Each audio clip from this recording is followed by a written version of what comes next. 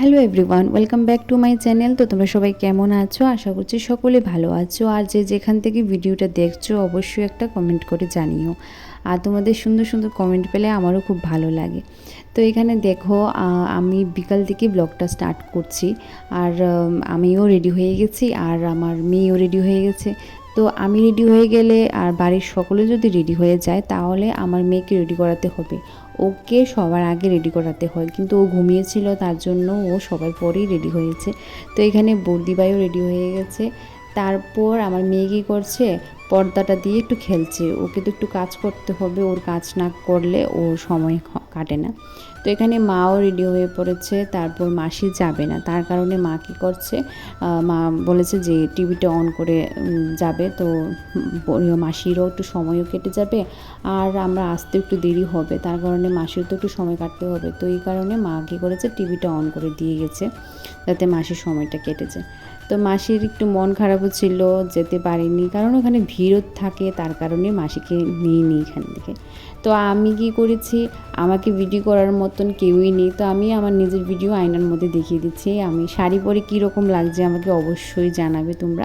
আর এখানে দেখো, আমাদের যাওয়ার কথা ছিল 4টার সময়, 4টা থেকে 4:30 এই টাইমটার মধ্যে যাওয়ার সময় ছিল। তো এখানে বাজছে প্রায় 6টার মতন বেজে যাচ্ছিলো।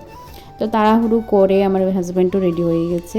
তো এখানে দেখো, ওরা বেরিয়ে পড়েছে আর আমাদের নিতে ভুলে গেছে।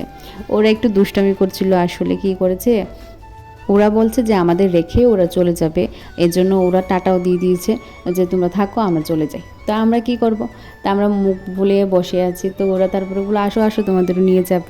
তো যাই হোক, এখানে একটু দুষ্টুমি হয়েছে। তো তারপরে কি করেছে, দেখো পুচকি শোনা আমার হাতটা ধরে বসে আছে। ওতে গাড়ি চলছে, তো ও কী করছে, ও ভয় পাচ্ছে একটু, তার কারণে কি আমার হাতটা ধরে বসে আছে। ওর মাও ছিল, কিন্তু ও আমার হাতটা ধরেই বসে থাকবে। আর আমাকে ও খুব ভালোবাসে, তার জন্য ও আমার প্রতি মানে আমার দিকে সবসময় থাকে। তা আমার মেয়ে ও ঠাম্মির দিকে মানে ঠাম্মির কুলে বসে আছে। আর বিকেল টাইমটার দিকে একটু ঘোরাঘুরি করতে কার না ভালো লাগে, আমাদেরও ভালো লাগে, তোমাদেরও ভালো লাগে। তো বিকেল টাইমে তার জন্য আমরা বেরিয়েছি। আসলে আমরা যাবো একটা মন্দিরে, কিন্তু যাব বলেছি কিন্তু যেতে আর পারিনি। কী কারণে বলবো সবটা। তো আমার হাজব্যান্ড হঠাৎ করে বলেছে যে মন্দিরটা চলো, কামাখ্যা একটা মন্দির আছে, মা কামাখ্যার মন্দির আছে, সেখানে চলো। তো আমিও বলেছি, আমরাও রেডি হয়ে পড়েছি, সবাই যাব। তো এখানে কি হয়েছে, আমাদের এখানে একটু একটু বৃষ্টি পড়ছে, আর ওইখান দিয়ে দেখি ঝড়, পুরো বৃষ্টি। আর আমরা ছাতাও নিয়ে যাইনি, কিন্তু আমরা যে গিয়ে দেখি প্রচণ্ড বৃষ্টি, বেরোতেই পারবো না। আর মেলাটাও বসেনি, জানো সবাই অম্বুবাচী শেষ হয়েছে, তার কারণে এখানে একটু মেলা বসেছিল।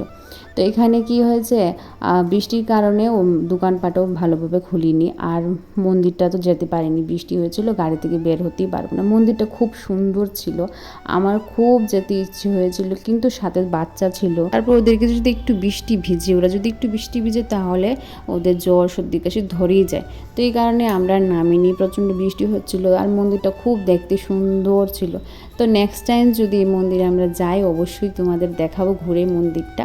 তো ওই দিন তো আর দেখাই হয়নি, কারণ বেরোতেই পারিনি। তারপর কি করেছি, বাড়িতে ফিরে এসেছি। তো এই মিনি ব্লগটা যদি তোমাদের ভালো লেগে থাকে অবশ্যই একটা লাইক করে দিও।